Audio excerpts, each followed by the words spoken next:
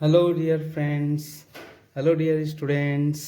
आप सभी का स्वागत है हमारे इस न्यू एजुकेशनल वीडियो में इंग्लिश विद जगदीश। तो चलिए आज हम सीखेंगे फ्यूचर कंटिन्यूअस टेंस में। आगे फ्यूचर कंटिन्यूअस सीखते हैं, जानते हैं इसकी पहचान क्या रहेगी। देखिए, जिस तरह से अन्य टेंस की भी अपनी पहचान रही है, उसी तरह से इसमें भी हिंदी के क्रिया के लास्ट में, अंत में रहा होगा, रही होगी, रहे होंगे, ये देखने को मिल जाएंगे आपको। और साथ ही साथ चलिए फॉर्मूला जान लेते हैं। इसकी फॉर्मूला होगी पहले सब्जेक्ट, फिर शैल या विल में से एक, फिर उसके बाद में बी, एक और हेल्पिंग वर्ब बी, और वर्ब की फोर्थ फॉर्म और ऑब्जेक्ट। ये अफर्मेटिव हो गए हैं आपके। उसके बाद में नेगेटिव के लिए सब्जेक्ट, फिर शैल विल में से एक लिखेंगे, फिर नॉट, फिर बी, फिर वर्ब की फोर्थ फॉर्म, फिर ऑब्जेक्ट।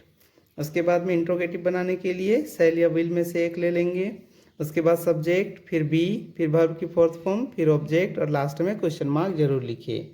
उसके बाद चलिए एग्जाम्पल देख लेते हैं। रामू खाना पका रहा होगा। अब ये रामू खाना पका रहा होगा, रहा होगा आ रहा है यहाँ पे ना, तो ये हुआ ना फ्यूचर कंटिन्यूअस, क्योंकि रहा होगा, रही होगी फ्यूचर कंटिन्यूअस की पहचान होती है। उसके बाद में देखिए, इसको इंग्लिश में बनाने के लिए, क्योंकि ये अफर्मेटिव है तो अफर्मेटिव का फॉर्मूला लागू करेंगे। देखिए, पहले सब्जेक्ट चाहिए। सब्जेक्ट इसमें कौन है? सब्जेक्ट मतलब कार्य करने वाला। कौन कार्य को कर रहा है? रामू। यहाँ पे रामू खाना पका रहा होगा, तो पकाने का काम किया गया। कौन पकाया भाई? तो रामू पकाया, तो रामू सब्जेक्ट हुआ। तो रामू की इंग्लिश रामू, उसके शैल या विल में से एक चाहिए हमको। चूंकि यहाँ पे नाम है, थर्ड पर्सन है, इसलिए हम विल लिखेंगे। उसके बाद बी बोला गया है तो बी लिख देंगे। वर्ब की फोर्थ फॉर्म कही गई है, तो वर्ब मतलब काम, क्रिया, क्या काम हो रहा है? पकाने का। तो पकाने की इंग्लिश क्या होती है? कुक होता है, तो कुक की फोर्थ फॉर्म क्या हो जाएगी? कुकिंग। हमने कुकिंग लिखा फोर्थ फॉर्म। ऑब्जेक्ट, ऑब्जेक्ट मतलब जो बच गया, क्या बचा है इसमें? खाना, तो खाना की इंग्लिश फूड। इस तरह से कंप्लीट हुआ। अगला सेंटेंस देखते हैं हम लोग। अगला सेंटेंस में हम देख पाते हैं, हम कल यात्रा कर रहे होंगे। देखिए यहाँ पे सब्जेक्ट है हम, तो उसके लिए विल लगा दिए। उसके बाद में कहा गया शैल या विल में से एक लिखना है हमको, तो शैल या विल में से एक क्या हो जाएगा? वी के साथ, वी के साथ तो शैल लगता है, तो हमने शैल लगाया।